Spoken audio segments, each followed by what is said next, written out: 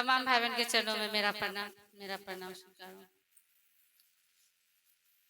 देखिए, बड़े सौभाग्य की बात है कि आज मेरे गुरु शिव की बात इस ब्रह्म स्थान के प्रांगण में हो रहे हैं और हम तमाम भाई बहन अपने जीवन का अंधियारा को दूर करके, अभी भैया कहे ना कि मतलब जीवन गुरु जो अंधकार से प्रकाश की ओर ले जाते हैं, तो हम लोग अपने लौकिक अंधकार को दूर करते हुए और प्रकाश में आए हैं, अपने गुरु शिव की छांव में आए हैं, उनकी दया की परिधि में आए हैं।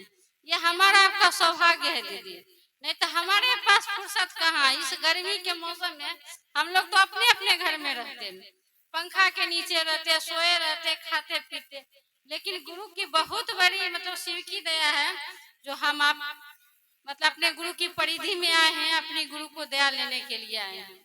चलिए हम आप शिव को गुरु बनाएं, शिव हमारे आपके गुरु हुए हैं। इस बोर्ड में लिखा हुआ है कि शिव हमारे गुरु हैं, शिव ही हमारे गंतव्य हैं और शिव ही हमारे गति हैं, यानी कि शिव ही हमारे आपके सब कुछ है दीदी। इतना तो हम आप जानते होंगे कि शिव से बड़ा कुछ भी नहीं है इस संसार में। शिव ने हम आपको अपने से अलग किया, तब जाके हम आपका जन्म हुआ, इस संसार में जीव के रूप में आए। कहते हैं ना, एक छोटा सा ये परमात्मा का छोटा सा अंश ये जीवात्मा होता है, जो हम आपका ये तमाम जितने भी जीव जंतु देख रहे हैं सभी में, तो वो शिव ने हम आपको अपने से अलग करके इस संसार में भेजे और फिर हम आपको वापसी वहीं का है, वापस भी हम आपको वही शिव के पास जाना है। मेरा यात्रा वहीं जाके समाप्त होगा, लेकिन इस बीच के यात्रा में, इस बीच के लौकिक जीवन में, लौकिक जीवन जिन्होंने महादेव ने हम आपको दिया, उस जीवन के अंधकार को दूर करने के लिए हमारे आपके जीवन में शिव गुरु हुए हैं।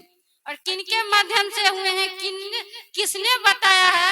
साहब और दीदी माँ ने, है क्या नहीं? अगर वो नहीं बताते तो हम आप भटकते रहते अंधकार में भटकते रहते।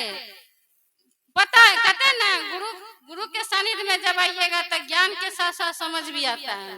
ये तब आएगा जब आपके जीवन में सही गुरु होंगे। साहब कहे हैं, साहब लिखे थे कि इस चीज को पूरा करने में, इस धरती का कल्याण करने में उनके जीवन में कभी 70 बसंत नहीं आए। साहब किताब में लिखे हैं कि मेरे जीवन का 70 वर्ष बीत चुके। जब वो लिखे थे तो उनकी उम्र 70 साल की थी। वो लिखे थे कि मेरे जीवन की 70 साल बीत गए, लेकिन ये 70 बसंत नहीं आए, मतलब मेरे जीवन में खुशियां नहीं आए हैं, क्योंकि उनका जीवन का तो उद्देश्य था इस धरती का कल्याण के लिए।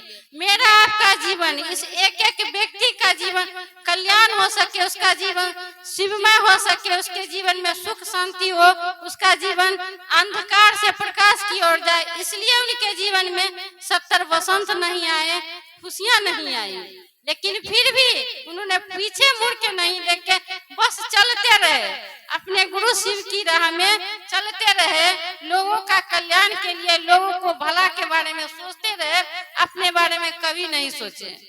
ऐसे महामानव कहते हैं, उनकी जीवन का व्यथा, उनके जीवन का गथा हम आप सारे भाई बहने, दीदी माँ का बगीचा का भजन गाए थे, फूल जो लगाते हैं हम लोग एगो पौधा तो डेली पानी डालते हैं, और ये शिव शिष्टा का बगिया उन्होंने अपने संतान की तरह सींचा है।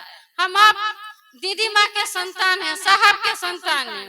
आज भले महादेव को हम आप मंदिर में पूजा करते हैं, लेकिन मेरी बहुत कम ही दिनों की शिव शिष्टा है, लेकिन अनुभव हुआ है कि जो वो मंदिर का महादेव नहीं दिए हैं हमको, वो मेरे साहब और मेरी दीदी माँ ने दिए। कल मदर्स डे था, मतलब आप लोग बहुत आदमी को पता भी होगा, नहीं भी होगा, तो कल मदर्स डे था। जितने भी माँ का होता है, बच्चे लोग अपना जो पढ़े लिखे बच्चे वो जानकार है, वो सब मनाते हैं मदर्स डे। तो कल सुबह सुबह हम उठे तो मेरी बेटी बोली, बड़ी वाली अपना ससुराल से विश की और बोली, मम्मी आप नहीं किए माँ के, मतलब मैं अपना माँ के। तो हम बोले, हाँ रे, हम दोनों माँ को किए, मतलब दोनों माँ को विश किए। तो मेरी बेटी बोली, दूगो माँ तुझे कहाँ से आ गई, ने तुम दोनों माँ को विश की।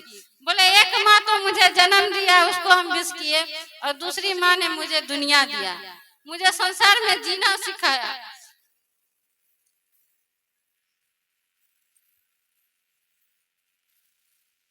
कहते हैं ना कहाँ हम थे और कहाँ आ गए। भजन में साहब अरुण भैया गाते हैं भजन में कहाँ थे और साहब का साथ चलते चलते कहाँ आ गए। महसूस होता है हम लोग कहाँ हम लोग थे, किधर थे।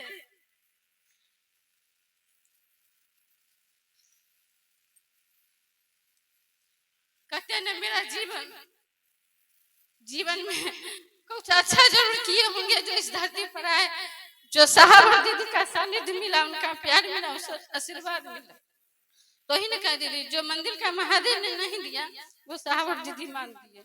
इसीलिए उन्होंने जो कहा है दीदी, कहने का मतलब उन्होंने जो कहा है, अगर भरोसा है अपने गुरु पर, बस उन्होंने जो कहा उस काम को आप कीजिए। जिंदगी कैसे बदल जाएगा आपको पता भी नहीं चलेगा। शिव आपके हाथ कैसे पकड़ लेंगे, साहब और दीदी माँ आपके हाथ कैसे पकड़ लेंगे वो आपको पता भी नहीं चलेगा और आप कहां से कहां चले आइएगा। और कहते ना कोई ख्वाहिश अधूरा नहीं रहेगा।